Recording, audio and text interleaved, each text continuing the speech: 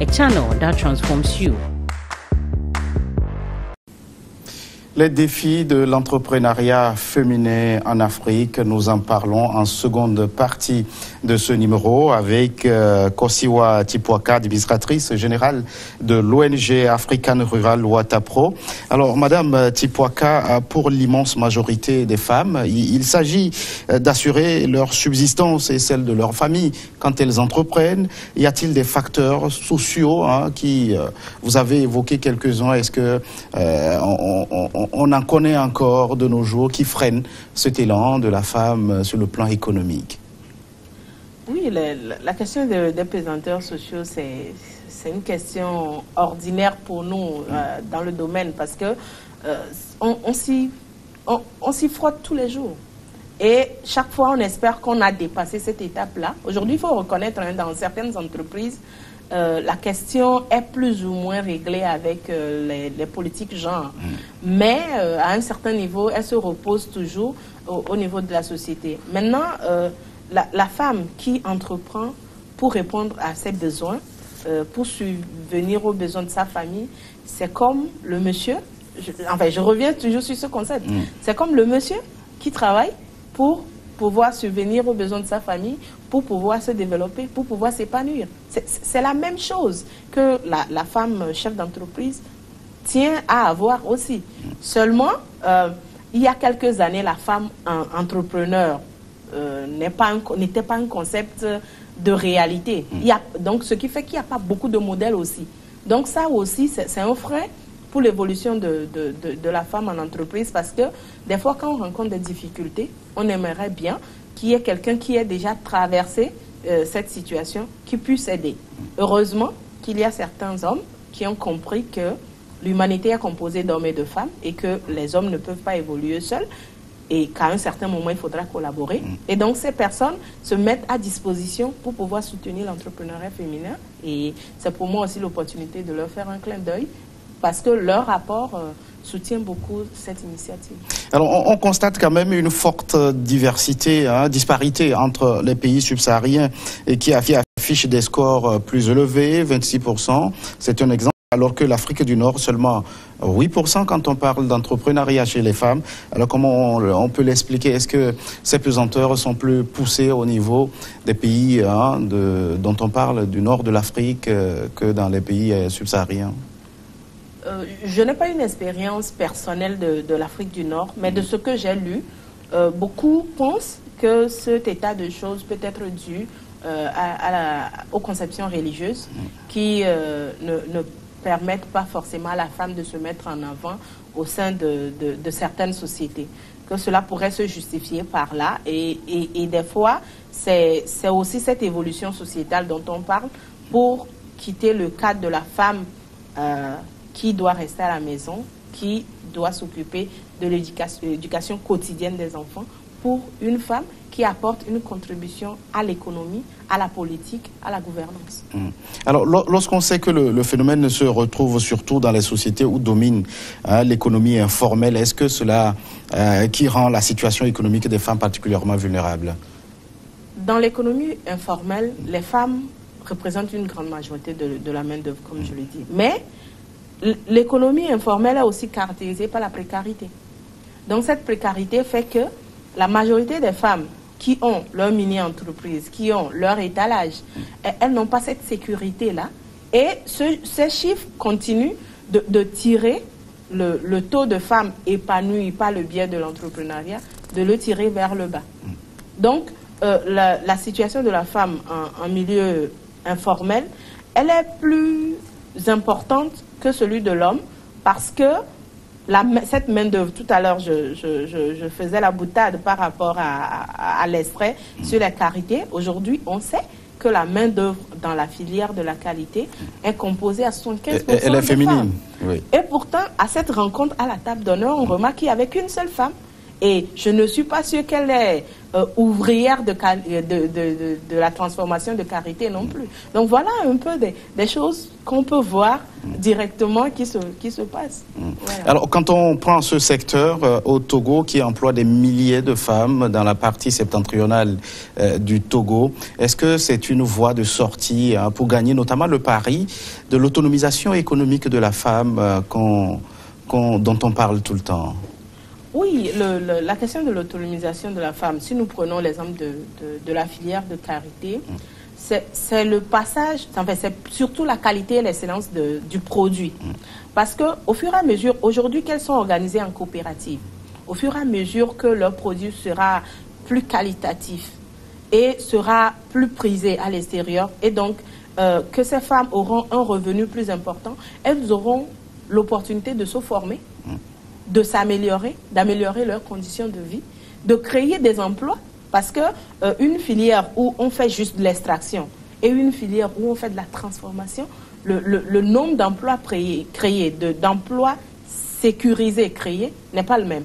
Et donc, c'est autant d'opportunités qui sont aujourd'hui ouvertes pour les femmes dans la filière pour leur autonomisation. Est-ce qu'il y a des secteurs particulièrement favorables à l'entrepreneuriat féminin? Le secteur de base, le commerce. Je dis le commerce parce que c'est un secteur où il est ordinairement accepté que la femme puisse exercer.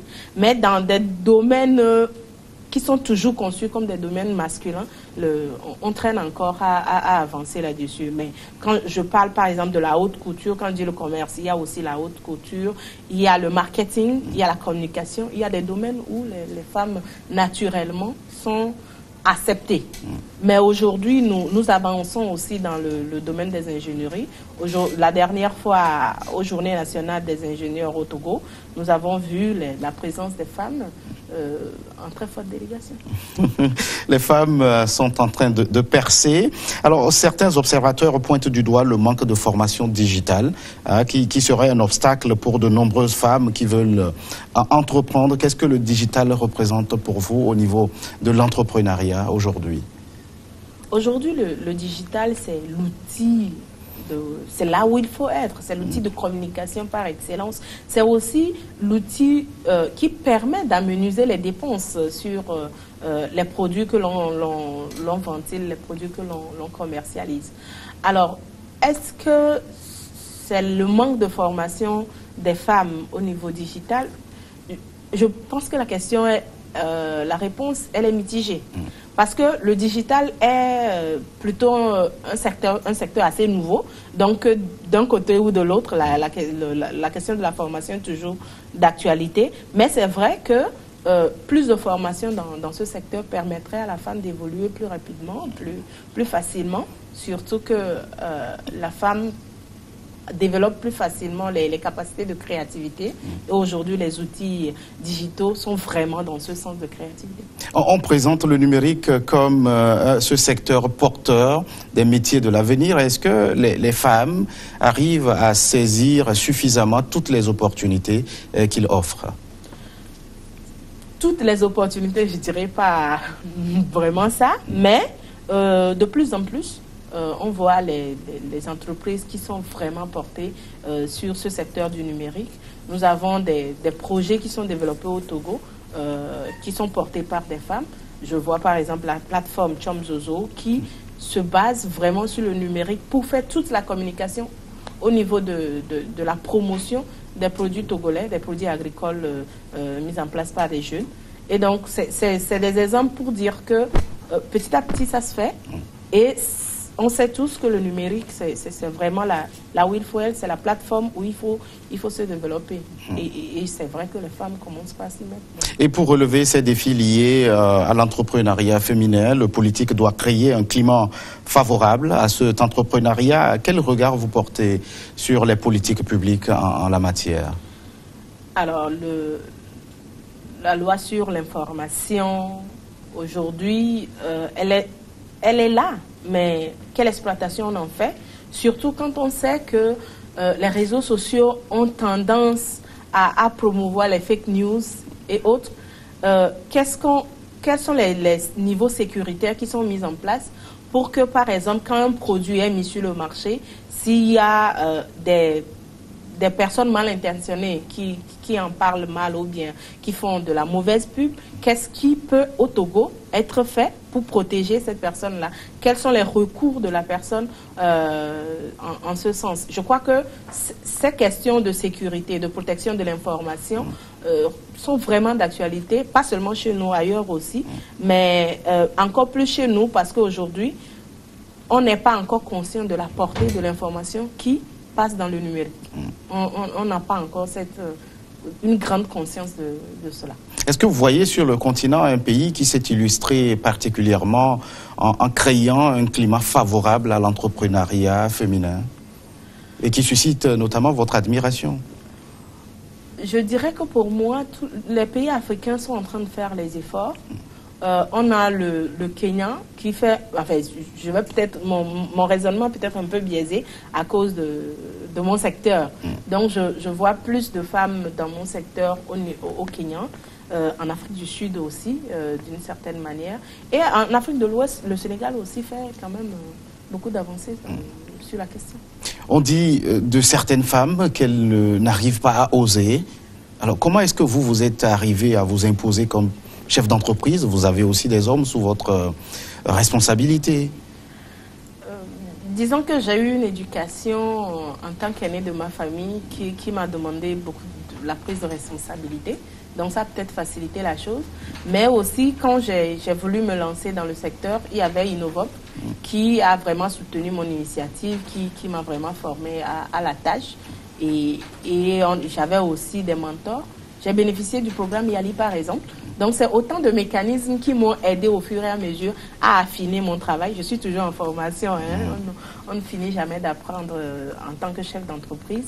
Mais heureusement dans mon équipe, j'ai des hommes qui sont très pro-femmes et donc qui encouragent en ce sens-là. Et pour le moment, nous n'avons pas de problème dans mon équipe sur les questions de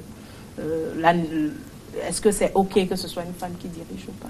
Comment on se sent lorsqu'on est femme, chef d'entreprise, avec des hommes sous sa responsabilité?